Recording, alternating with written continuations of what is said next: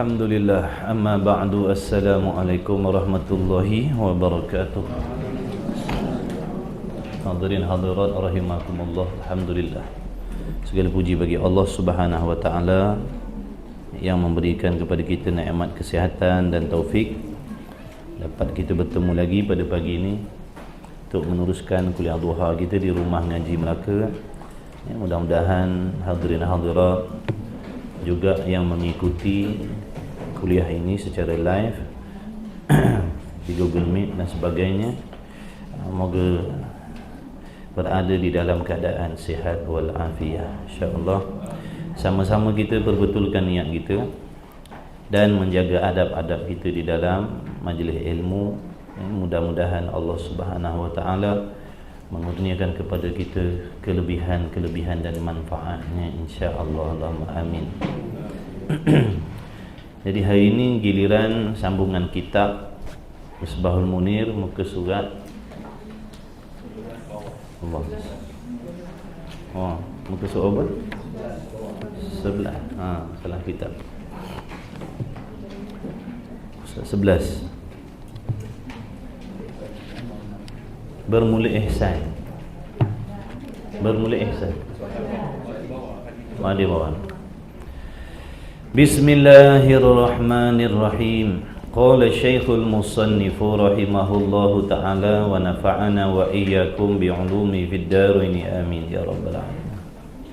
Sabda Nabi sallallahu alaihi wa alihi wasallam daripada Sayyidina Umar ibn al-Khattab radhiyallahu ta'ala anhu, berkata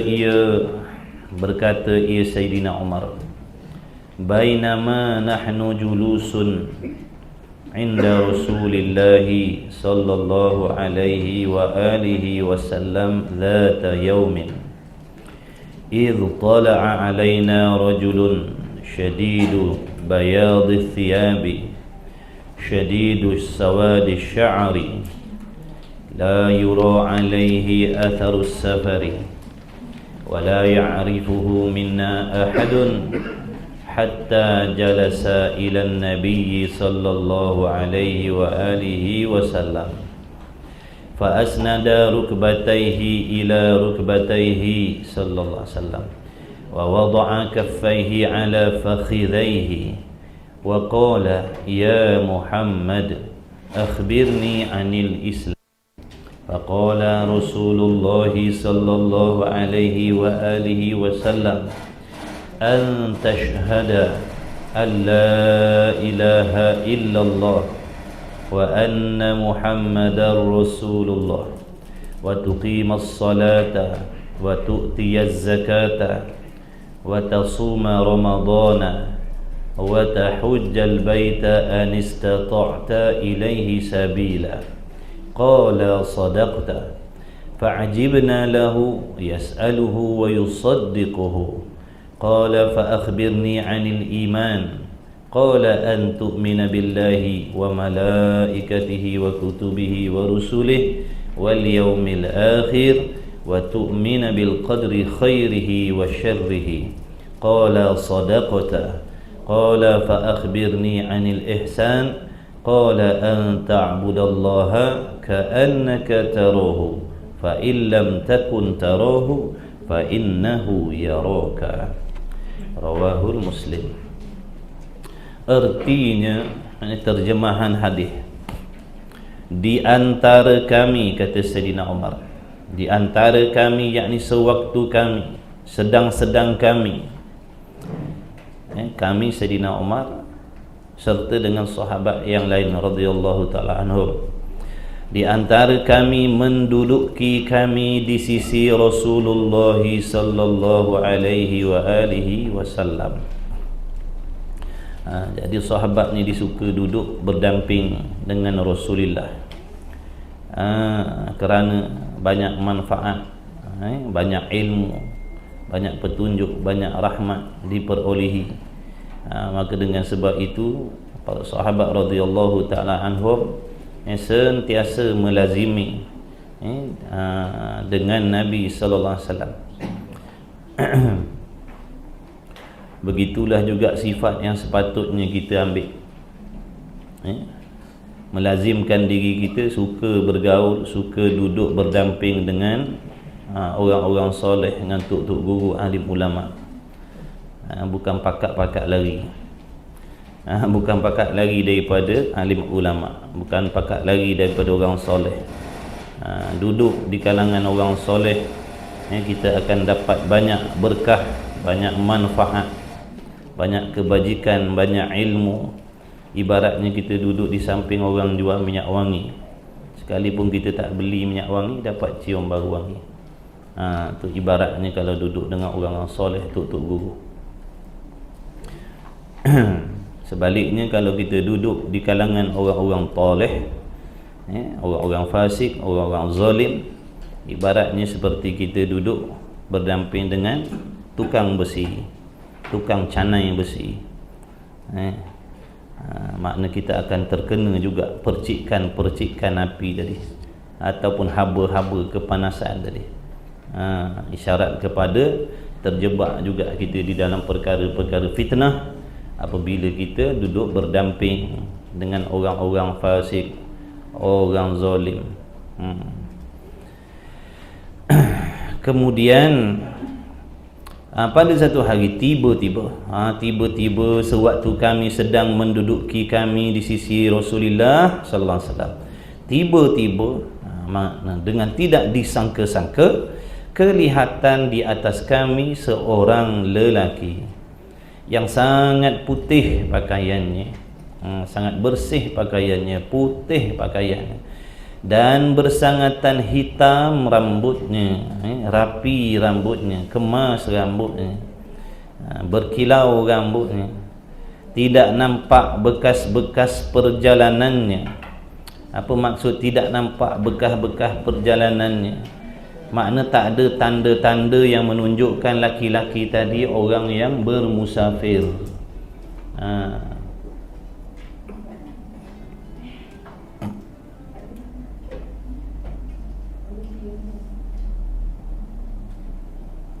Tidak nampak bekas-bekas perjalanannya, dengan makna tak nampak tanda-tanda orang laki-laki tadi adalah orang yang bermusafir. Kalau orang bermusafir dah tentulah pakaiannya compang-camping, rambutnya kusut masai. Maklumlah di padang pasir dah. Ni dah kemas, rapi. Dan tidak mengenal akan dia oleh seseorang daripada puak kami, yakni sahabat. Yang peliknya, kalau nak kata dia bukan orang musafir, orang setempat, tapi seorang pun di kalangan kami sahabat tak kenal.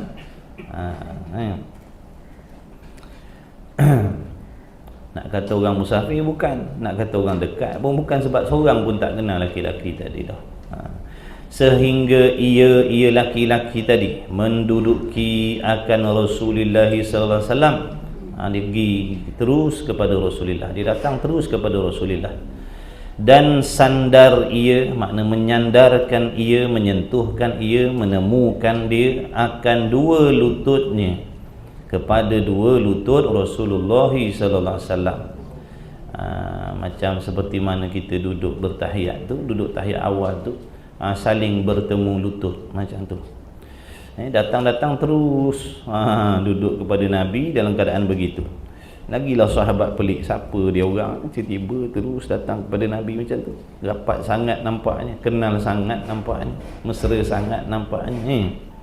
Dan meletakkan ia laki-laki tadi akan dua tangannya ke atas dua peha Rasulullah sallallahu alaihi wasallam, sambil dia berkata, ya Muhammad sallallahu alaihi wasallam, beritahu akan saya daripada Islam. Makna dia tanya, dia tanya kepada Rasulullah, beritahu makna apakah itu Islam. Dia nak tahu apa itu Islam. Jadi dia datang tadi, dia bertanya, apa itu Islam? Sabdanya Nabi sallallahu alaihi wasallam bahawa menyaksi engkau bahawa tidak ada Tuhan melainkan Allah Subhanahu wa taala. Makna menyaksikan engkau dengan lidah. Sebab Islam ni kita dah terangkan dulu, Islam ni mengikut zahir dan mengaku zahir. Mengaku zahir dengan makna lidah kita. Jadi lidah kita tu menyaksikan, lidah kita, bila lidah kita bertutur Allah Tuhan, maknanya lidah kita telah menjadi saksi bahawasanya Allah Ta'ala itu Tuhan, dan bahawa Muhammad sallallahu alaihi wasallam itu adalah Rasulullah, yakni utusan daripada Tuhan, utusan daripada Allah. Maka lidah kita membuat penyaksian. Sebab tu dia kata aku bersaksi, asyhadu an la ilaha illallah, aku bersaksi, yakni dengan lidah. Lidah kita ni menjadi saksi. Bahkan bukan sahaja lidah kita, bahkan segala anggota kita ni adalah saksi saksi Allah. Mata kita saksi Allah, telinga kita saksi Allah, kulit kita saksi Allah, bulu roma kita saksi Allah, kaki tangan saksi Allah. Jadi mana-mana kita pergi bawa saksi Allah. Kita buat dosa pun bawa saksi. Kita buat jenayah pun bawa saksi, bawa jenayah, buat jenayah. Maksudnya buat jenayah dengan Allah. Buat jenayah dengan Allah maknanya buat maksiat lah, pun kita bawa saksi.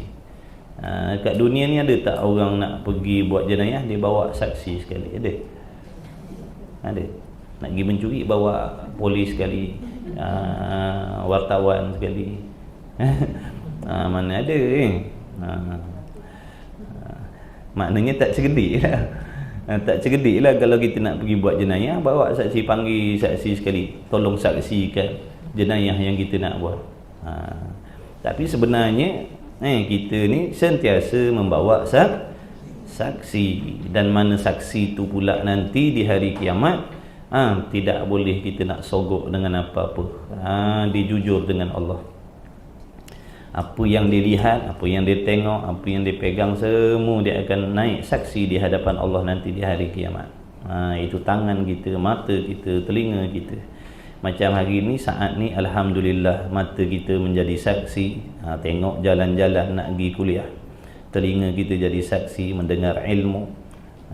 Begitulah seterusnya. Dan mendiri engkau akan sembahyang, makna menunaikan sembahyang seperti mana yang diperintahkan, cukup syarat-syaratnya, rukun-rukunnya, adab-adabnya yang zahir dan yang batin. Dan mengeluarkan engkau akan zakat, dan berpuasa engkau di bulan Ramadan, dan menunaikan engkau akan fardu haji ke Baitullah. Jadi menunaikan haji ke Baitullah tu jika kuasa engkau kepadanya akan jalan. Kalau kuasa pergi.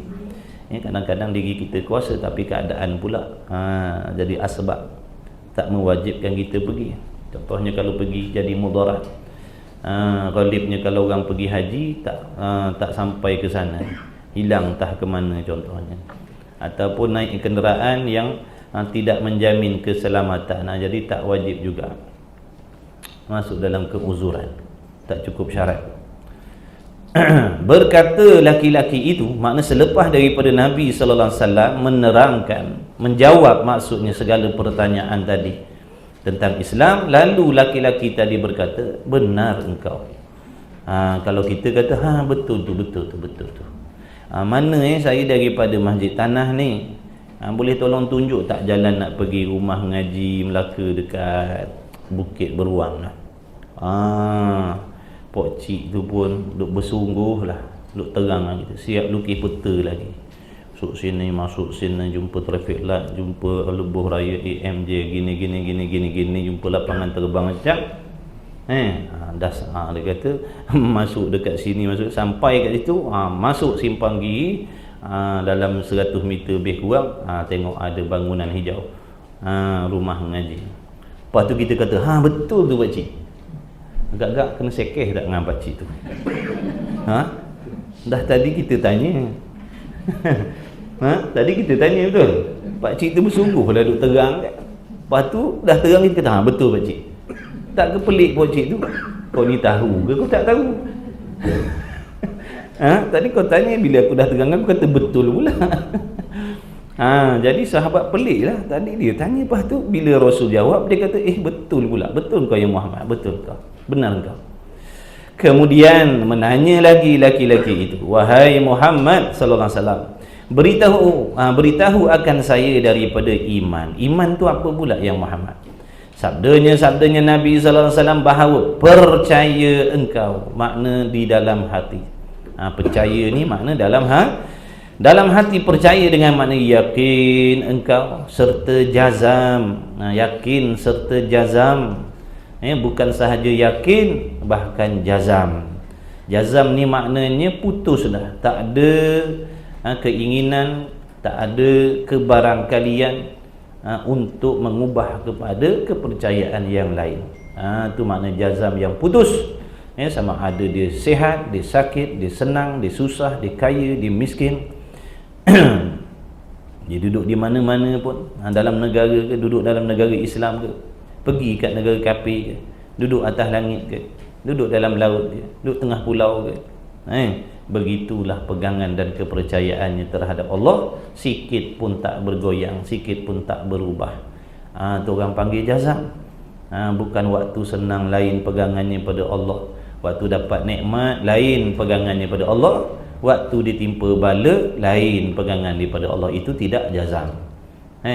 Jadi syarat iman ni mesti jazam. Bila dapat nikmat, dia percaya Allah Tuhan, Allah pengasih, Allah penyayang, Allah adil, Allah mengetahui, Allah tu sempurna, Allah tidak zalim. Bila ditimpa bala pun macam itulah juga.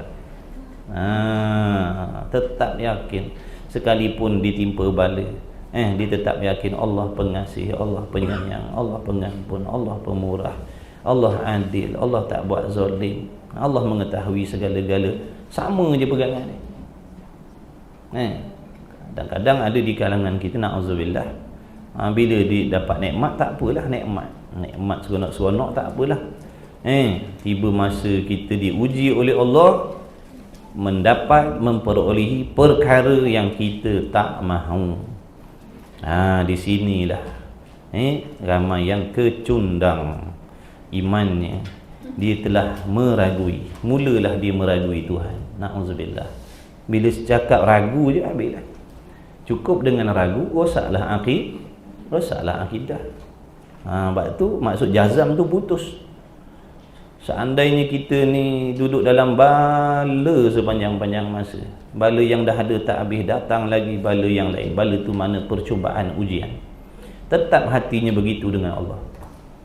Bukan menjadi ragu-ragu, bukan menjadi was-was. Dia tetap yakin Allah adil. Sekalipun dia dapat benda yang tak seronok, tetap dia yakin Allah Maha Adil. Allah telah meletakkan sesuatu memang kena pada tempatnya. Mesti ada hikmah yang Allah nak bagi pada aku. Semakin rapat dia dengan Allah, dia terus beribadah seperti mana biasa. Bukan makna bila diuji oleh Allah jadi kendur imannya. Mula dia meragui, Allah ni betul ke adil? Na'udzubillah. Rosak akidah lah. Bila ragu, rosaklah akidah. Di syarat nak jadi kafir ni bukan susah sangat. Nak jadi kafir, nak jadi murtad ni bukan susah sangat. Cukup meragui Tuhan, rosak akidah. Walaupun tak isi borang, tak isi borang nak murtad, tak payah isi borang. Cukup dengan meragui, betul ke Allah ni tahu aku ni susah, betul ke Allah ni adil, duk uji aku benda macam-macam, aku tak nak dia bagi. Rosak akidah. Na'udzubillah. Jaga-jaga tuan-tuan ni. Sebab tu kena faham betul-betul masalah akidah ni. Sebab iman ni benda dalam hati, bukan benda zahir. Kadang-kadang tubuhnya solat tapi kafir. Na'udzubillah. Tubuhnya berpuasa tapi kafir, haji umrah tapi kafir. Sebab apa? Iman dalam hati, pegangan dalam hatinya tak betul tapi solat, pegangan dalam hatinya tak betul tapi puasa, tapi solat dan sebagainya. Sebab tu kita kena faham, kena belajar, kena mengaji. Bukan main tiru-tiru, main ikut-ikut, bukan. Kena faham iman tu apa, Islam tu apa. Islam di sisi Allah bagaimana, Islam di sisi manusia bagaimana. Bukan mudah nak ngaku beriman tanpa diuji. Baru Bila diuji baru tahu kualiti iman kita. Kalau kata mengaku, siapa-siapa pun boleh mengaku beriman. Orang munafik pun mengaku dia beriman. Orang munafik dia pun mengaku Allah Tuhan, Muhammad Rasul. Tapi dia gagal waktu diuji oleh Allah. Bila diuji oleh Allah baru zahir yang dia tu munafik. Samalah macam manusia akhir zaman, mengaku beriman dengan Allah, mengaku beriman dengan Quran. Siapa-siapa boleh mengaku. Bukan susah sangat, boleh bercakap je, aku percaya Allah, aku percaya Quran. Bukan susah. Tapi bila Allah uji, nampak tak? Allah uji, ujian daripada Allah tu bukan sekadar bala, malapetaka, banjir, kemarau dan sebagainya. Hukum hakam Allah Ta'ala itu juga sebahagian daripada ujian. Allah uji kita dengan hukum begini. Setuju ke tidak hati kita dengan hukum tu? Allah uji dengan hukum yang lain pula. Setuju ke tidak hati kita? Percaya ke tidak yang Allah tu betul, yang Allah tu adil? Allah uji dengan hukum kerat tangan. Percaya ke tidak? Dah mula meragui, dah mula menolak, dah mula menafikan, maka zahirlah yang dia tu munafik. Na'udzubillah. Bukan senang-senang nak ngaku aku beriman, aku percaya Quran, aku percaya Quran. Siapa-siapa boleh cakap macam tu. Bila Allah uji aja dalam Quran dengan hukum hakam yang tertentu, mula dah ada yang menolak, ada yang mempertikaikan, ada yang memberi pandangan yang kononnya pandangannya lebih baik daripada apa yang ada dalam Quran. Maka zahirlah pada waktu tu dia munafik, kafir, na'udzubillah. Tapi dia tak ngaku dah. Dia kata dia Islam. Jauhkan diri kita daripada macam tu, tuan-tuan. Sebab tu dia suruh kita belajar ni. Allah panggil kita belajar ni sebab Allah tahu banyak kesilapan, banyak kesalahan kita. Jadi Allah panggil kita sebab Allah sayang kita. Allah nak baiki kita punya iman, nak baiki kita punya kefahaman terhadap agama. Waktu kita kena syukur sangat-sangat. Apa yang Allah bagi, nikmat belajar agama ni tak boleh nak dibayar, tuan-tuan. Tuan-tuan jutawan pun belum tentu dapat nikmat belajar agama ni. Jadi nikmat belajar agama ni tak ternilai. Tak ada pulut dakap pun tak apalah. Asalkan boleh mengaji. Ada pulut dakap, ada biskut tawar, ada daun ketum, ada buah durian, tapi tak ngaji agama, amal ibadah Allah tak terima. Apa faedah kaya? Apa faedah kaya? Rugi. Tapi kalau ada benda-benda tu dan dia juga belajar agama, tu kira bonus lah dia. Dapat kesenangan dunia, kemudian amalnya pula betul dengan sebab dia belajar agama. Tu yang terbaik sekali. Jadi kita orang yang sederhana yang tak ada apa ni, kaih pagi makan pagi, kaih petang makan petang, kadang-kadang kaih tak makan. Dapat mengaji, Allah bagi taufik, boleh sembahyang, boleh mengaji, jaga aurat, jaga akidah. Alhamdulillah sangat-sangat. Alhamdulillah sangat-sangat. Sebab tu kalau kita nak doa, nak minta jadi mewah, nak minta jadi kaya, kaitkan, ya Allah, jadikanlah aku orang paling kaya dalam Melaka ni, nombor 1. Bagilah aku rumah mewah, bagilah aku kereta mewah, rumah besar, kereta besar, bagilah aku bini besar dan sebagainya. Minta kaitkan, sekiranya perkara yang aku minta ni baik untuk aku, ya Allah, di sisimu, kabulkanlah. Macam tu cara doa, supaya kita tak termasuk dalam golongan orang yang tamak dalam meminta. Orang tamak dalam meminta ni, dia tahu minta, dia tak risau tentang mudarat benda yang dia minta. Sebab kita ni tak tahu benda yang akan datang. Yang kita nampak benda-benda tu yang kita minta tadi sebab kita tengok dengan ilmu kita yang singkat, serta ilmu dan akal kita yang telah dipengaruhi oleh dunia dan hawa nafsu. Memang kita kata bagus kaya, bagus mewah, boleh sedekah sini, boleh sedekah sana, tolong sini, tolong sana. Tu sebelum dapat. Bila dah dapat, belum boleh jadi kita buat segak jalan, lepas tu dah tak buat dah macam tu. Kalau aku kaya, pernah dengar lagu Kalau Aku Kaya? Pernah dengar? Saya tak hafal pula lagu tu. Kalau hafal tadi nak juga nyanyi lagu tu.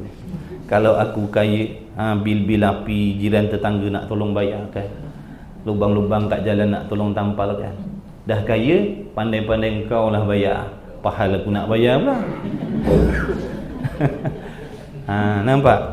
Jadi sebelum dapat memang kita macam tu. Sebab tu kita kaya, tak kisah, tak salah nak minta jadi kaya, jadi hebat je. Minta yang hebat-hebat, padankan dengan kekayaan, kehebatan Allah. Minta yang hebat-hebat, jangan minta yang lekeh-lekeh, minta yang hebat-hebat. Tapi kaitkan, ya Allah, sekiranya benda ni baik untuk aku di sisimu, ya Allah, kalau benda ni baik untuk aku, kalau aku dapat benda ni aku jadi baik di sisimu, ya Allah, aku tak jadi leka, tak jadi lalai dengan akhirat, aku semakin mudah nak beribadah, makin rapat dengan engkau, ya Allah, kabulkanlah, ya Allah. Seandainya asbab daripada aku memiliki benda ni, kau bagi benda-benda ni pada aku, akibat daripada tu aku semakin jauh, maka jauhkanlah benda ni, ya Allah. Macam tu cara doa. Ni kita duk minta, ya Allah, ya Allah, ya Allah, ya aku nak juga, tak kira, ya Allah, nak juga. Jadi beruk lah, jadi beruk dengan sang kancil. Pernah tengok cerita sang kancil dengan beruk tu? Sang kancil kata, jangan monyet, nampak je cantik tu, cili tu bersinar-sinar, sinar bana merah, bukan main lagi, nampak macam sedar. Sang kancil kata, jangan monyet. Sang kancil dia tahulah, dia cerdik. Monyet ni dia tahu nak makan dia je. Aku nak itu, aku nak itu. Ingat dulu zaman cerita zaman kita budak-budak lah, tapi tuan-tuan ni tak tahulah masa tu umur dah berapa dah. Cerita zaman kita dulu, zaman budak-budak, tengok suka hikayat hang kancil lah, suka tengok cerita tu. Nak itu, nak itu, nak itu. Dia tak fikir. Sang kancil kata, jangan monyet. Jadi kita ni kalau jenis macam tu, macam monyet jugalah kitanya. Aku nak, ya Allah, aku nak, tak kira, nak, ya Allah. Kira macam monyet tadi lah kita pun. Tiba-tiba dia tak peduli, dia perginya, kaupnya segala buah-buah yang dia nampak lazat merah, berkilau-kilau tadi, ambil puak masuk dalam mulut, berasap telinga. Lah berkipas dia kat tengah bawah pokok, panas, baru tahu. Itulah contohnya. Kita ni kalau nak minta boleh, tapi biar ada kita kaitkan, orang panggil tafwid. Sangkutkan, ya Allah, tak kira lah, minta lah apa pun yang baik, tapi kaitkan. Kadang nafsu kita kata benda tu elok, tapi di sisi Allah benda tu memudaratkan kita tak tahu. Jadi seandainya bila kita dah doa macam tu sampai kepada kita, itu menandakan baiklah tu, insya-Allah. Nampak tak? Sebab kita dah kait tadi, ya Allah, bagilah benda ni, kalau baik permudahkanlah, ya Allah, apa saja. Kalau baik untuk aku, permudahkanlah, ya Allah, kabulkanlah. Kalau tak baik untuk aku, jauhkanlah, ya Allah. Jauhkanlah benda ni daripada aku dan jauhkan aku daripada dia. Macam tu. Tuan-tuan nak kahwin satu lagi ke, doa macam tu. Macam tu doa. Kalau baik untuk aku, ya Allah, dunia akhirat, kabulkan. Kalau tak, jauhkanlah, ya Allah. Sebab kita tak tahu, nafsu memang nak. Habis, tak ada cerita panjang-panjang waktu. Nanti kang tak kuliah akan datang, perempuan tak datang dah. Dia pantang dia tu, pantang. Dah kapan bangun balik, bayangkan. Dah kena kapan pun bangun balik. Jangan main-main, pantang. Tengah-tengah kapan Tok Imam tanya, sian meninggal dah, sabar dah. Nanti adalah tu Allah ganti. Apa kata dia? Dan bangun mayat tadi. Dan akan malaikat bahawa mana tadi hilang pula dah. Wahai Muhammad SAW, beritahu akan saya daripada iman. Sabdanya bahawa percaya dengan mana? Yakin hati engkau akan Allah Ta'ala. Yakin. Nak yakin pada Allah ni mestilah berdasarkan dalil kena belajar dalil, tuan-tuan. Dalil-dalil, bukti-bukti. Sebab tu dalam kitab ni ada semua dah. Dalam kitab ni ada dah dalil-dalil siap dah. Cuma kita nak belajar, fahamkan saja. Tak payah cari sendiri dalam Quran, dalam hadis tu. Siap dah ulama buatkan, suruh kita mengaji, belajar je. Dan akan malaikat, makna percaya engkau akan Allah Ta'ala tadi dan akan segala malaikatnya. Kena yakin pada Allah. Bila yakin pada Allah, barulah mudah kita nak terima apa yang Allah suruh, apa yang Allah larang. Barulah kita tak ada nak komplain-komplain.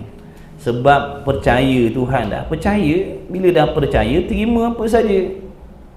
Dia bagi baik ke, dia bagi buruk ke, dah kita percaya Allah ni bagaimana sifat dia. Maka Allah bagi apa pun kita redha.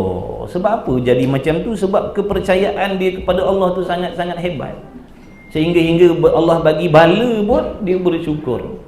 Allah bagi bala pun dipuji Tuhan sampai peringkat macam tu. Tengok para nabi, para rasul, para wali-wali Allah, diberi bala makin hebat beribadat.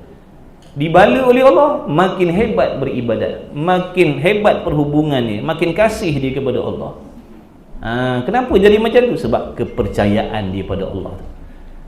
Kita orang akhir zaman makin dibala oleh Allah, makin tinggalkan agama. Makin dibala, makin diuji, makin tinggal agama. Na'udzubillah. Patut makin rapat. Bila Allah uji kita dengan masalah hidup, masalah rumah tangga, dah duk buat maksiat pula dah. Kenapa jadi macam tu? Kenapa jadi macam tu? Allah uji kita, kita daripada semayang tak semayang, daripada tutup aurat dedah aurat, konon-kononnya nak protes, konon-kononnya nak menterjemahkan tak redha dalam hati. Makin kita tak redha, makin Allah benci dengan kita. Orang yang tak redha dengan qada qadar Allah, Allah pun tak redha dengan dia. Kalau kita nak Allah redha dengan kita, kita kena redha apa yang Allah tetapkan atas diri kita. Tu je cara. Kita kalau tak redha, Allah takkan ubah takdir dia dengan sebab kita tak redha. Siapa kita? Kita tak boleh terima hakikat, tak boleh terima kenyataan, tak boleh terima benda ni berlaku, masalah ni berlaku dalam diri kita. Kita tak boleh terima. Adakah dengan sebab rungutan yang macam tu Allah akan ubah takdir kita? Dah, Allah tak ubah. Siapa kita? Siapa kita? Sehingga Allah nak patuh kita punya kehendak. Baik. Itu orang panggil faedah daripada kepercayaan dan keyakinan daripada Allah akan memberi kesan kepada tindak tanduk dan tingkah lakunya, sehingga dia menurut, semata-mata mengikut, semata-mata mematuhi, semata-mata mentaati, semata-mata zahir dan batin apa yang diperintah oleh Allah tanpa sebarang persoalan pertikaian. Itu faedah daripada iman kepada Allah tadi. Dan beriman kepada malaikat pula, makna dia yakin percaya adanya malaikat. Kemudian seandainya apabila seorang tu yakin adanya malaikat yang diutus oleh Allah, banyak malaikat ni, dan ada malaikat-malaikat ni ditentukan, ditugaskan dengan tugas-tugas tertentu, kesan daripada tu dia akan sentiasa berwaspada, kerana yakin. Contohnya di kiri kanannya ada malaikat yang sentiasa mencatat apa yang dia buat. Jadi memberi kesan pada diri dia jadi orang baik, sebab dia yakin adanya malaikat sekalipun dia duduk seorang, contoh. Dan segala kitab-kitabnya, makna yakin segala kitab dan sekalian rasulnya, dan yakin akan hari kiamat. Jadi kesan faedah daripada keyakinan mereka terhadap hari kiamat ni, mereka akan menggunakan kesempatan yang sekali di atas dunia ni membuat persiapan sebanyak-banyak mungkin untuk nak balik ke hari kiamat tu. Jadi bukan suruh percaya saja, kerana daripada kepercayaan tu akan mempengaruhi tindak tanduk dan tingkah laku kita. Disanggup berkorban harta, korban tenaga, korban kepentingan diri, korban perasaan, semata-mata nak buat apa yang Allah suruh, nak tinggalkan apa yang Allah larang. Dibelanjakan semua tu, dibelanjakan semua tu kerana keimanan dia dengan hari kiamat. Nak buat taat ni payah, nak kena korban macam-macam. Korban harta, korban tenaga, korban masa, kadang korban perasaan. Nak taat pada Allah, nak redha dengan qada qadar, terpaksa ketepikan kita punya perasaan. Tu semua Allah kira. Semua Allah kira, tuan-tuan. Apa yang tuan-tuan korbankan dalam nak mengikut perintah Allah ni, Daripada sekecil-kecil belanja sampailah sebesar-besar belanja, Allah tak lupa, Allah kira semua. Sebab tu tak rugi.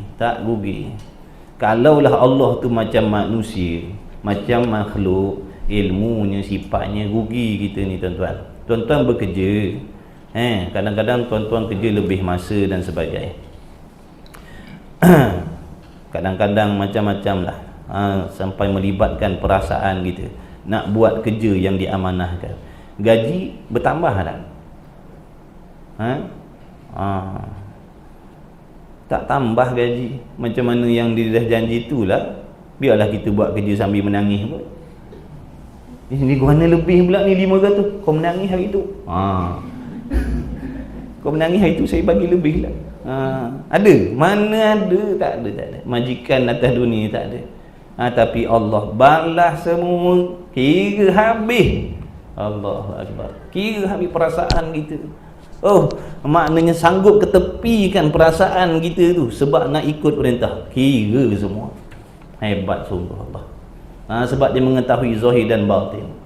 Apa sahaja yang dia tahu daripada kita, apa yang kita belanjakan untuk nak buat apa yang disuruh, tinggal yang dilarang, semua kira habis. Allah, kira habis. Bukan tu saja, dia suruh, lepas tu dia tolong, lepas tu dia bagi gaji. Dia suruh, lepas tu dia tolong, lepas tu dia bagi gaji, bagi upah, sampai makan tak habis sampai bila-bila. Mana nak cari majikan macam ni tuan-tuan? Tak ada melainkan Allah suruh kita semayang, dia tolong kita semayang, bagi nikmat, bagi taufik, bagi akal, bagi ilmu. Betul?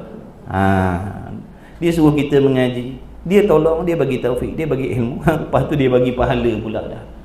Pahala pula dia bagi sampai tak habis makan.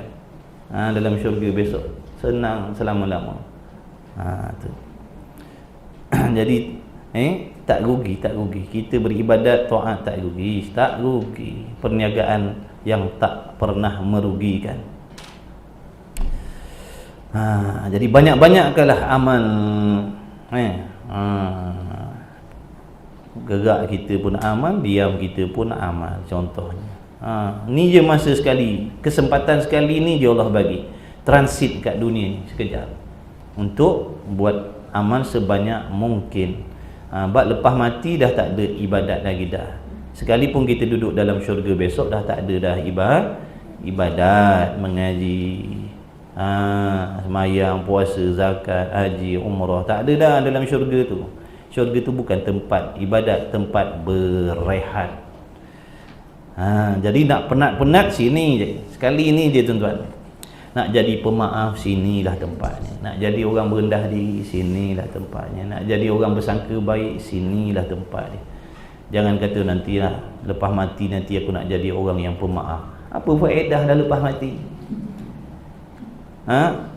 Nantilah lepas mati nanti aku nak jadi orang yang suka bersangka baik. Apa faedah nak bersangka baik lepas mati dah? Nak jadi orang bersangka baik ni lah sebelum mati. Pemaaf sebelum mati, pemurah sebelum mati. Ni dah ikutkan kita punya kehendak hawa nafsu tu, jadi pendengki, pendendam, pemfitnah, pengumpat dan sebagainya. Jadi rugilah nanti, rugi. Sekali ni je peluang nak buat baik, lepas ni tak ada peluang dah, mati habis peluang dah. Dan percaya engkau akan qadarnya, dan qadarnya Allah, baiknya dan jahatnya. Mana mudah bahasanya, kita yakin dalam hati, percaya dalam hati, setuju dalam hati apa-apa sahaja yang terjadi, yang berlaku, baik ataupun buruk, sengaja ataupun tidak sengaja, dalam diri kita ataupun di persekitaran kita, semua itu adalah hasil daripada apa yang Allah kehendak dan dijadikan, bukan daripada yang lain. Kita yakin dan percaya tidak ada sesuatu yang berlaku melainkan perkara itu adalah dengan kehendak Allah yang maha bijaksana tadi, yang maha kuasa tadi. Jadi beriman dengan qada qadar, bukan di mulut, di hati. Di hati. Maksudnya orang yang betul-betul beriman dengan qada ni, dia akan jadi orang yang sentiasa redha dengan Allah. Redha semata-mata redha. Tak sedap pun redha, tak seronok pun redha. Kalau seronok lebih-lebih lagi. Ni kata percaya dengan qada. Lepas tu bila Allah tetap tak boleh terima hakikat lah. Tak boleh terima hakikat pula dah.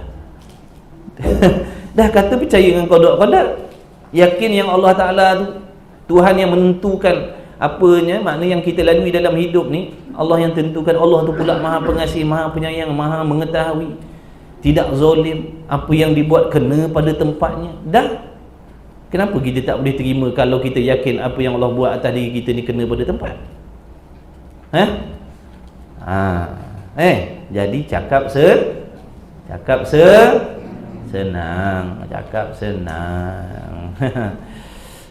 Allah uji. Allah uji betul ke orang ni beriman dengan qada.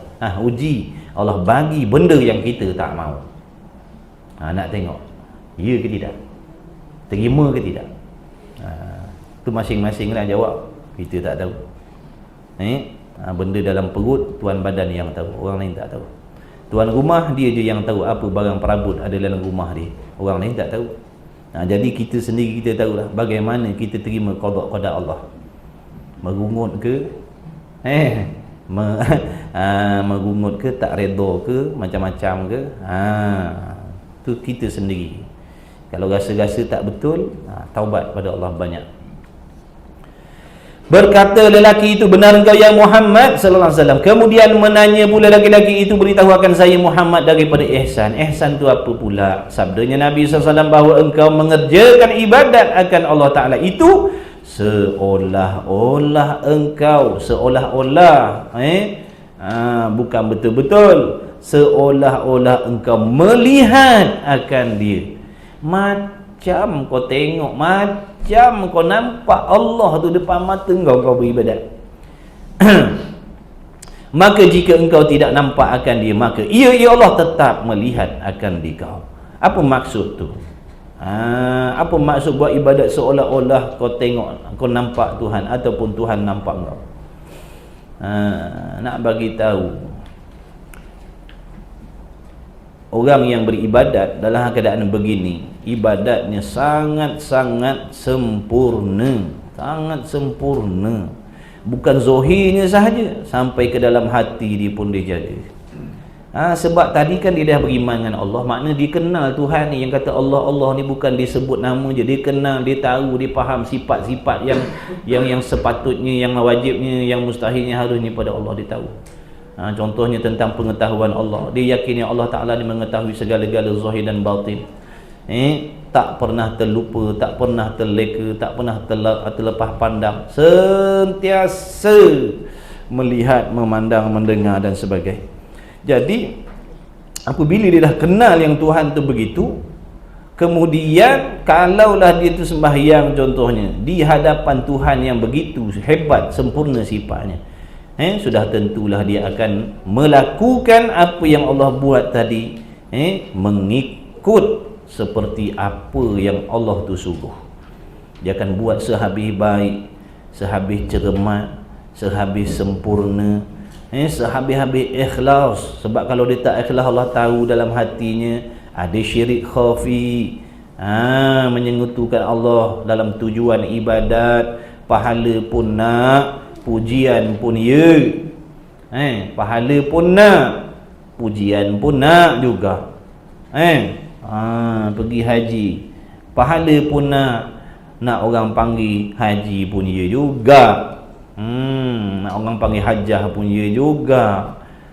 Minah apa? Hajah. Belah ribu habis kau panggil minah aja.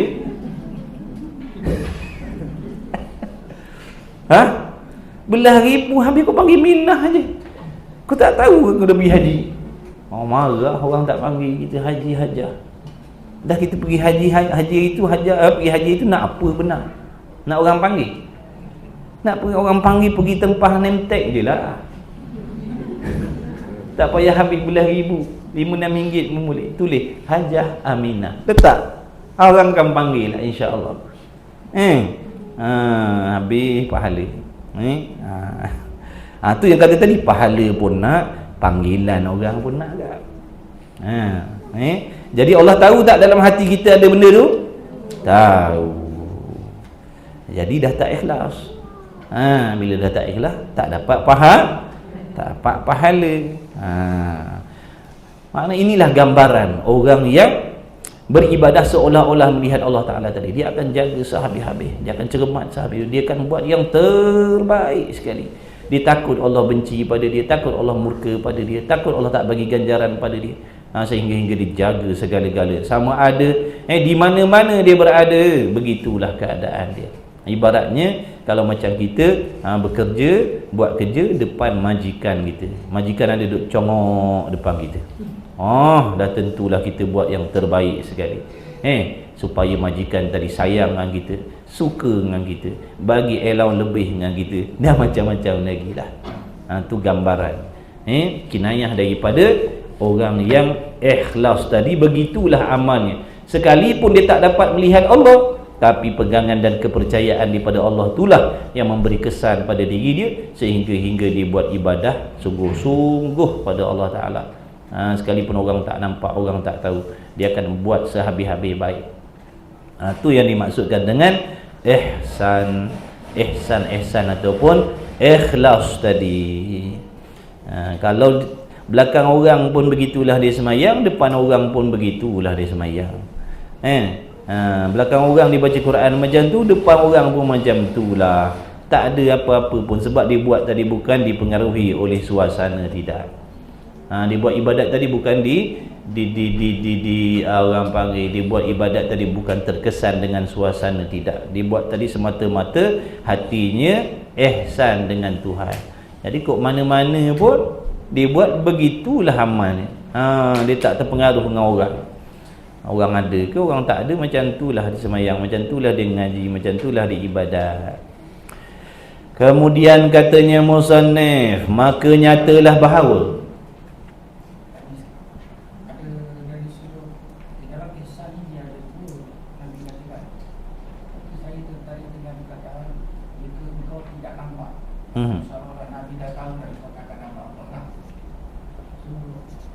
ada dua benda iaitu melihat dan nampak. Benda sama. Jadi bahasanya apa iaitu melihat. Melihat Allah ataupun tak nampak apa. Maksud melihat ni seolah-olah tu tadi. Seolah-olah tu gambaran, seolah-olah kau melihat. Seolah-olah kau melihat akan Allah. Jadi di situ seolah-olah dia buat ibarat seolah-olah, mana macam kita nampak betul-betul Tuhan. Kalau nampak agak-agaknya, kalau kita nampak betul-betul Tuhan yang kita kenal, yang dia tu Maha Pengasih, Maha Penyayang, kalau dibenci-benci sungguh, kalau dimurka-murka sungguh, macam mana agak-agak keadaan kita beribadat? Tu kata nampak tadi. Sebenarnya nampak di sini dengan mata hati. Bukan nampak dengan mata kepala, sampai bila-bila pun takkan boleh melihat Allah tu, tak boleh nampak Allah Ta'ala tu. Tak boleh nyata Allah Ta'ala tu dengan mata kepala kita. Nampak di sini dengan mana? Nampak dengan mata hati, iman tadi lah. Samalah macam tuan-tuan nampak akhirat, bukan boleh nampak dengan mata kita, mata hati maksudnya. Kerana benda-benda yang jenis iman-iman ni nampak ke, lihat ke, maksudnya dalam hati, nampak pada mata hati. Kerana hati kita ni ada mata yang Allah jadikan untuk memandang perkara yang gaib. Mata zahir ni untuk melihat perkara yang zahir, mata hati untuk melihat benda yang gaib. Sebab tu orang yang cerah mata hatinya nampak akhirat tu macam seolah-olah kita nampak bangunan ni. Pada mata hati dia nampak akhirat tu macam nampak kita nampak. Sebab tu mereka sungguh-sungguh kejar akhirat, sebab dia nampak sungguh-sungguh pada mata hati. Sebab tu dia terpanggil, sebab tu timbul keinginan dia nak buat benda-benda yang contohnya mendatangkan kemuliaan untuk diri dia di sisi Allah Ta'ala. Kerana seperti mana apa yang kita lihat dengan mata zahir, contohnya kita melihat kemewahan atas dunia, kehebatan, harta benda atas dunia, kita akan setidak-tidaknya akan timbul ingin, sekalipun kita tahu yang kita takkan mampu memiliki benda tu. Tapi ingin tu ada, nak sangat jadi. Kalau boleh, kalau ada rezeki nak juga macam ni. Sebab apa? Sebab mata kita dah nampak. Jadi ada keinginan. Silap-silap dengan adanya keinginan tadi akan mempengaruhi kita berusaha untuk nak cari benda tu. Begitulah juga orang yang cerah mata hatinya kepada akhirat. Nampak yang namanya pahala, nampak yang namanya azab, nampak yang namanya syurga, nampak yang namanya redha, rahmat dan sebagainya. Bila mata hatinya nampak, ada keinginan, ya Allah nak jadi macam orang tu, solehnya lah, baiknya lah, tawaduknya lah, ikhlasnya lah, beradabnya lah, nak sangat ya Allah jadi. Timbul keinginan. Sebab apa? Mata hati dia nampak kemuliaan akhirat. Tapi kalau mata hati kita tak nampak, tak ada keinginan. Tak ada keinginan lah nak jadi orang mengaji, nak jadi orang beramalkan ilmu, nak jadi pemaaf, nak jadi orang yang suka bersangka baik. Kita tak nampak kemuliaan tu, maka tak ada keinginan. Sebab tu kalau kita doa, macam kita doa, kita minta ya Allah murahkan rezeki, berilah kekayaan. Amin.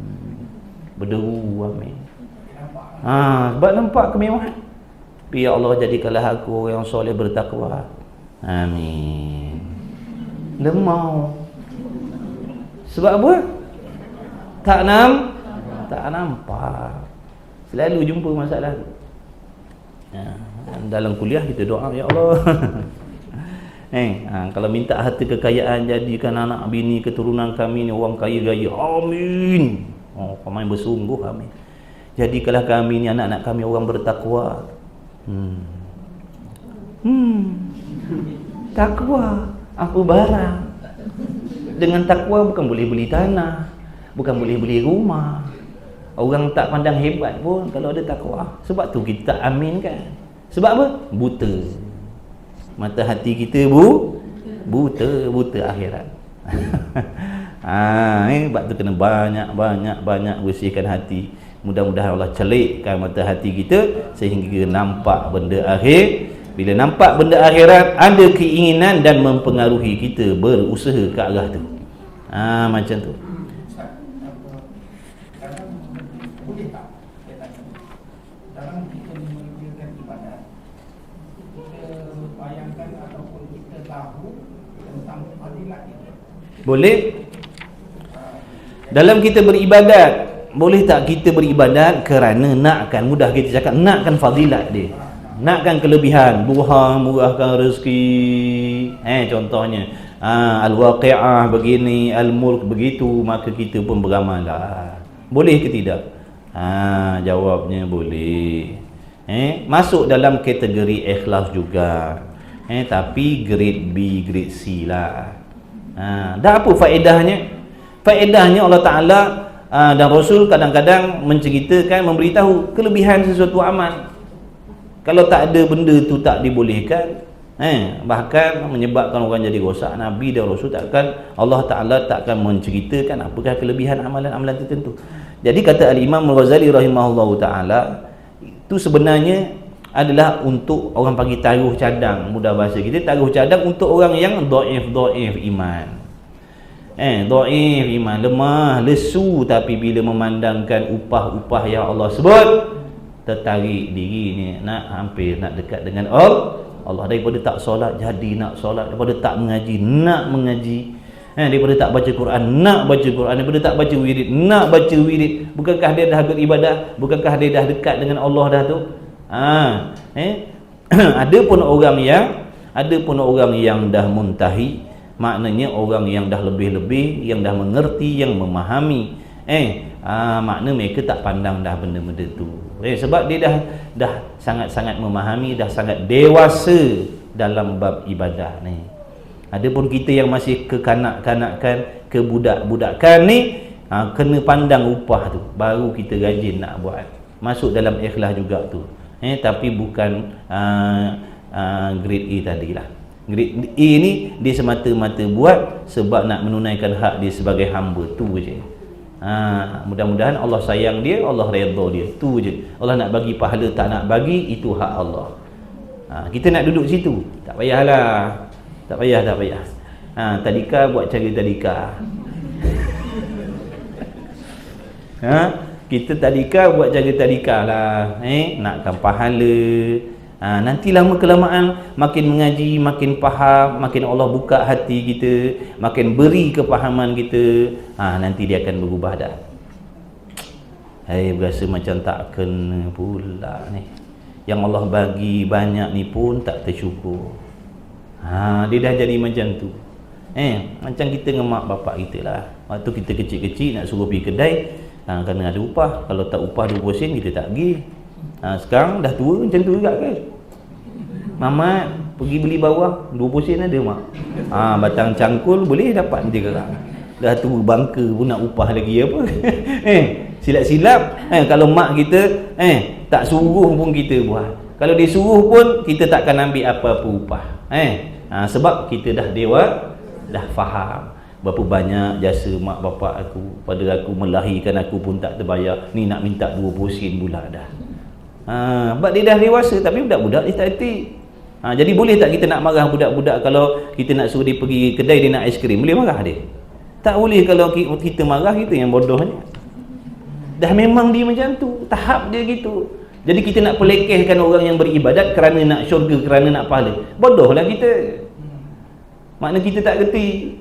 Orang peringkat macam tu, orang yang iman dia macam tu, dia harap kepada tu, dia pandang benda-benda tu, daripada dia buat maksiat jadi ibadat. Jadi kita tolong hormat orang.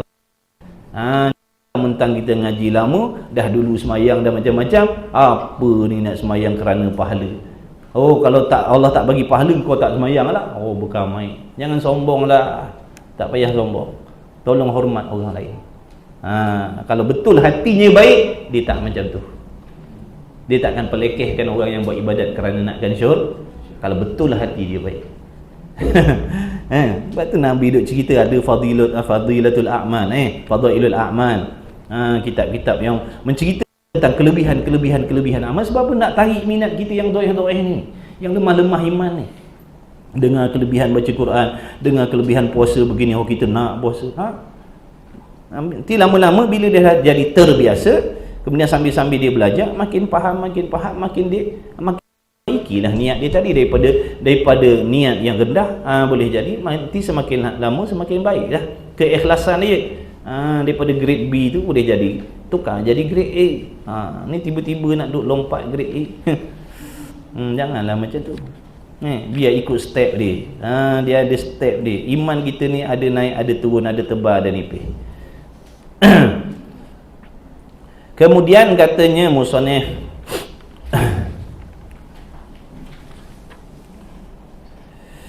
maka jadi kita nak faham maksud ihsan tadi tu, kena kenal Tuhan lah dulu. Kena kenal Tuhan tu bagaimana, bukan sekadar kenal namanya. Kena mengenal Tuhan, makna memahami apakah sifat yang wajib, yang mustahil, yang harus bagi Allah, serta yakin sungguh dengan perkara tu. Insya-Allah kalau Allah bagi manfaat, makna dia akan berubah jadi orang yang ikhlas. Sebab dia kenal Tuhan tu. Dia kenal sungguh, dia faham sungguh. Hingga orang panggil mereka itu sentiasa duduk di maqam muraqabah. Muraqabah mana sentiasa sedar yang dia dalam perhatian Tuhan. Sentiasa dia rasa macam tu. Sentiasa dia rasa macam tu. Itu cerita orang lebih-lebih. Sentiasa dia diperhati oleh Allah. Sentiasa yakin Allah tengah lihat dia, Allah telah tengok dia, Allah dengar dia. Maka tak senang dia. Tak senang dia semata-mata nak buat benda yang dia tak berani. Sebab dia sentiasa dia merasakan Allah melihat dia, menilai dia, memandang dia. Tu cerita orang lebih-lebih itulah para nabi, para rasul, wali-waliullah sehingga mereka tak jatuh kepada dosa dan maksiat. Sebab macam tu hati dia. Kita ni kadang-kadang je ingat, kadang-kadang lupa, kadang ingat saja je. Tak ada kesan apa pun. Kadang ingat macam tu lah, ingat je kita. Tapi tak ada kesan apa. Sambil-sambil mengumpat kita ingat Tuhan. Ingat Tuhan ni, ingat ni, ya Allah. Tapi ngumpat sambil-sambil. Punya dahsyatnya, punya teruknya kita. Sebab tu kata ulama, tasawuf, kata ulama sufi, orang yang buat maksiat ni orang yang sengaja nak menganjing Tuhan, kata dia. Orang yang buat dosa ni orang yang sengaja nak menganjing Tuhan. Tahu tak perkataan menganjing ni apa? Apa kalau bahasa kita? Cabar. Pelekeh pun dia, nak mencabar pun dia. Tengok kita nampak tu Roblox JPJ depan tu, kita willy depan dia, ibaratnya macam tu. Nampak dah JPJ tu saja kita willy. Nak apa sebenarnya? Bukankah kita nak nunjuk-nunjuk? Nak ngejek-ngejek. Itulah perumpamaan orang sufi kepada kita, maknanya mana-mana orang yang buat dosa. Sebab apa dia kata macam tu? Kerana dalam keadaan kita sedar, kita tahu, kita yakin yang Allah tu sentiasa mendengar, melihat, memandang, mengetahui. Dalam hal keadaan kita tahu, kita yakin, kita buat yang dilarang. Sebab tu dia kata tadi menganjing. Dah kalau dia buat maksiat dalam keadaan dia yakin Allah tak lihat, jadi kafir. Kita buat dosa, buat maksiat, Tuhan tak nampak. Rosak akidah. Rosak akidah. Kalau kita buat benda sesuatu, tak kisahlah baik ke buruk ke, khususnya perbuatan yang tak baik, sebab kita sambil-sambil buat, sambil kita yakin Allah tak nampak ni, Allah tak tahu ni, rosak akidah. Tapi kalau sambil-sambil kita buat, sambil kita yakin Allah dengar, Allah lihat, menganjing nama dia. Sebab tu dia orang macam tu. Dia tasawuf ni dia keras sikit. Dia keras tuan-tuan. Kalau kita kata tak pernah, nanti kita taubat, menganjing. Tukang anjing lah. Tak apalah, tu jadi dosa besar lah. Kalau dia kata tak apalah, barang siapa yang memperlekehkan, meremeh-temehkan dosa kecil, jadi dosa besar. Bukan dosa kecil tu berubah jadi dosa besar dah. Perbuatan kita tu tadi, meremehkan dosa kecil tadi, hukumnya dosa besar. Contoh kita kata, alah ni semuanya dosa kecil je. Dosa besar duk cakap macam tu. Bukan dosa kecil tu berpindah jadi dosa besar. Dosa kecil lah. Jadi dosa besarnya yang kita tadi meremehkan, alah dosa kecil je, nanti kita ambil sembahyang apa benda jatuhlah, gugurlah, dosa kecil je. Makna kita cakap macam tu hukumnya dosa besar. Sebab apa? Meremeh-remehkan azab Tuhan. Dosa kecil pun azab. Bukan dosa kecil ni duduk tebing-tebing neraka, tak. Dosa kecil pun kalau Allah tak ampun tetap dalam neraka. Tapi kita kata alah dosa kecil je, ibaratnya kan ke merendah-rendahkan, macam tidak heran dengan azab Allah, no? Sebab tu hukumnya dosa besar. Okey. Kemudian maka nyatalah bahawa kebentukan Islam yang sempurna itu adalah dengan berhimpun tiga perkara yang tersebut. Makna kalau kita nak memiliki Islam yang sempurna, kenalah ada dalam diri kita tiga-tiga benda ni bergabung, iaitu mana? Iman, Islam dan ihsan. Bukanlah semata-mata dengan mengaku dengan lidah.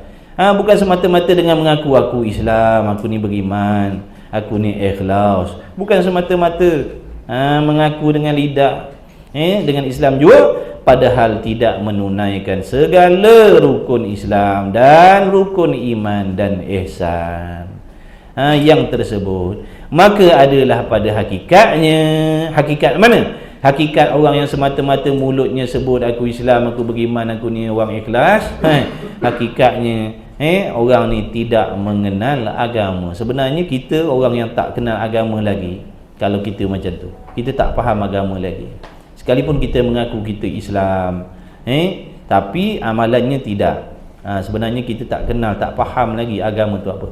Bahkan mengetahui juga dengan tidak mengaku di dalam hatinya, seperti yang banyak berlaku pada umat Nabi Muhammad SAW di masa-masa ini. Masa kitab ni dikarang, bukan masa sekarang. Sekarang lebih-lebih lagi.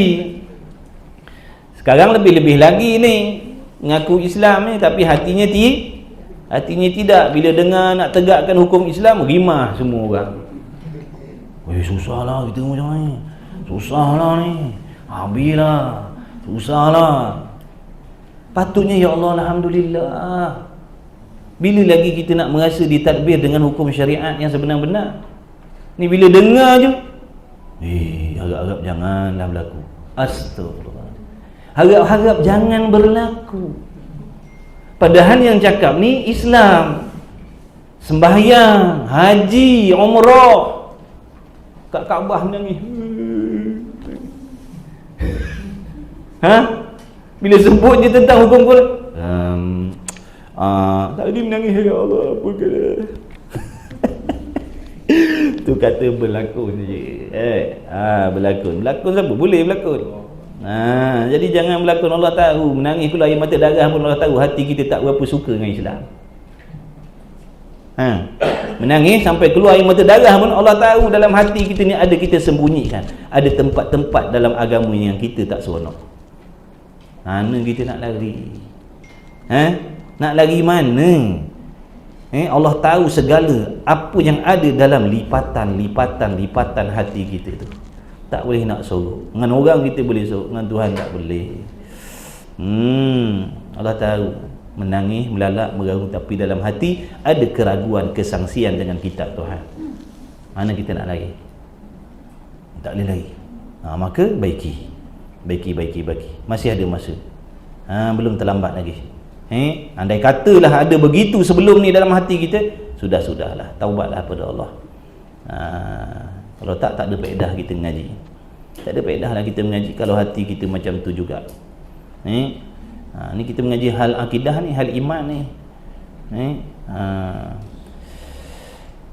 Seperti yang banyak berlaku pada umat ini, mengaku Islam, tapi bila sebut ada cadangan nak menegakkan syariat, ramai yang bangkang, ramai yang tak suka, ramai yang tak seronok. Dah macam mana? Ni yang kata tadi, mulutnya mengaku tapi hatinya tidak. Kalau orang bukan Islam yang menolak, yang rasa tak senang, itu boleh jadi. Tapi yang merasa tak senang dengan hukum Islam ni orang Islam sendiri. Betul ke tak betul? Ingat tak betul tadi? Betul lah. Dengan mengetahui sembahyang tapi tidak sembahyang, dengan mengetahui puasa tapi tidak berpuasa, dan ila akhiri, maksud dan sebagainya, banyak lagi lah. Maka bukan suruh buat, tuan-tuan. Belum peringkat buat lagi. Peringkat suruh hati setuju je. Setuju ke tidak kalau menegakkan hukum Quran? Tu je dulu, bukan kata nak buat dah. Setuju ke tidak? Ramai tak setuju dah. Allah, tapi semayang.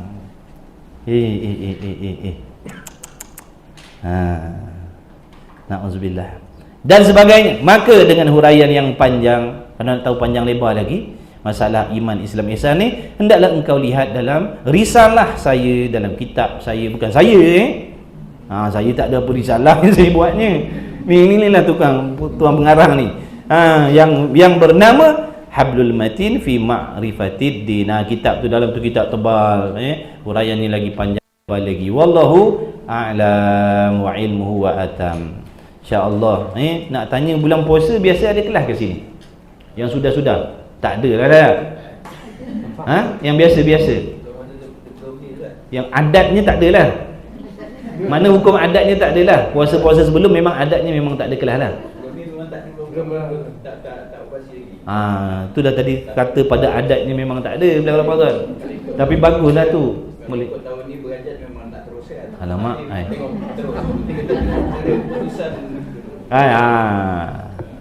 Yang puasa ni dia lain macam dia punya lesu dia bulan puasa dia punya lesu dia lain macam lah. Sebab kadang bukan apa dia orang ni qiyamul lail. Daripada lepas maghrib ibadah sampai ke subuh ke siang penat dia orang. Dia cakap nak lagi. Yang nak lagi tu ada seorang macam tu, dua je. Hanya berharap. InsyaAllah lah, mudah-mudahan lah. Kalau ada pun bagus, makna bulan puasa lagi banyak pahala lah. Lagi banyak pahala. Tapi dugaan ni pun hebat juga.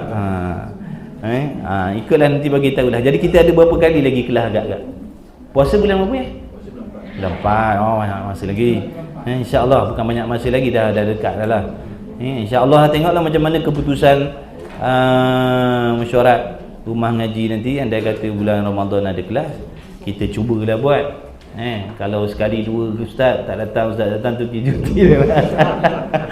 Dia tak ada dah tu ustaz lain saya tak tahulah. Cukuplah. InsyaAllah ni nampaknya macam dah lambat ni kelas tambahan ni, dah lama tak ada ni. Kelas tambahan. InsyaAllah. Lain kali boleh, lain kali kelas tambahan boleh. Majoriti boleh kelas tambahan. Tangguh dulu boleh? Tu yang kita nak dengar tu. Nak dengar sangat-sangat boleh. Kita pun seronok. Alhamdulillah. InsyaAllah tuan-tuan, minta ampun maaf banyak-banyak, ambil masa tuan-tuan banyak. Saya pun dah ni nak ambil budak sekolah dan macam-macam lagi. InsyaAllah lah. Moga dengan berkah majlis ilmu kita pada hari ini, dengan berkah amal soleh tuan-tuan perempuan, keikhlasan hati tuan-tuan mengorbankan segala-galanya, masa, belanja, kepentingan diri dan sebagainya untuk hadir dalam majlis ilmu pada pagi ini. Mudah-mudahan dengan berkah amal soleh tuan-tuan, dengan berkah majlis ilmu, dengan berkah Nabi Muhammad sallallahu alaihi wasallam, dengan berkah doa-doa mak bapak kita, tutuk guru kita, moga Allah permudahkanlah segala urusan-urusan kita, yang bangsa dunia, yang bangsa akhirat, yang zahir, yang batin, yang tersurat, yang tersirat, hajat-hajat yang baik, yang tak terungkap, yang boleh nak diungkapkan. Moga-moga Allah kabulkanlah sekiranya baik untuk kita semua, insya-Allah. Mudah-mudahan Allah Taala menjadikan kita semua orang-orang soleh, solehah. Kalau kita sebagai suami, mudah-mudahan dijadikan suami yang soleh, yang bertakwa. Kalau kita isteri, mudah-mudahan dijadikan isteri yang solehah, yang bertakwa. Ibu bapa yang misali, anak-anak yang soleh, yang solehah terhadap mak bapak, yang menjadi sahabat-sahabat yang baik terhadap kawan-kawan kita, teman-teman kita, mudah-mudahan insya-Allah. Bismillahirrahmanirrahim. Alhamdulillahirabbil alamin wassalatu wassalamu ala Rasulillah. Allahumma rabbana fa'na bima 'allamtana, rabbana 'allimna alladhi yanfa'una, rabbana faqih ahlana wa qarabati lana fi dinina ma ahli kuturi untha wa dzakar. Wa sallallahu ala sayyidina Muhammad wa ala alihi wa sahbihi wa baraka wa sallam. Walhamdulillahi rabbil alamin. Taqabbalallahu minni wa minkum.